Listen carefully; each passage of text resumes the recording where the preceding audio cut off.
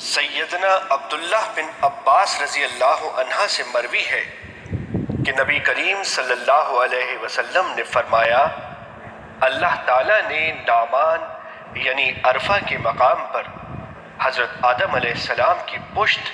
یعنی ان کی اولاد سے مضبوط عہد لیا۔ اس کا طریقہ کار یہ تھا کہ اللہ تعالیٰ نے ان کی پیٹھ سے وہ ساری اولاد نکالی جو اس نے پیدا کرنی تھی، اور ان کو آپ علیہ السلام کے سامنے چونٹیوں کی طرح بکھیر دیا، اور پھر ان سے آمنے سامنے کلام کرتے ہوئے کہا، کیا میں تمہارا رب نہیں ہوں؟ سب نے جواب دیا، کیوں نہیں، ہم سب گواہ بنتے ہیں، تاکہ تم لوگ قیامت کے روز یوں نہ کہو کہ ہم تو اس سے محض بے خبر تھے، یا یوں کہو کہ پہلے پہل یہ شرک تو ہمارے بڑوں نے کیا اور ہم ان کے بعد ان کی نسل میں ہوئے،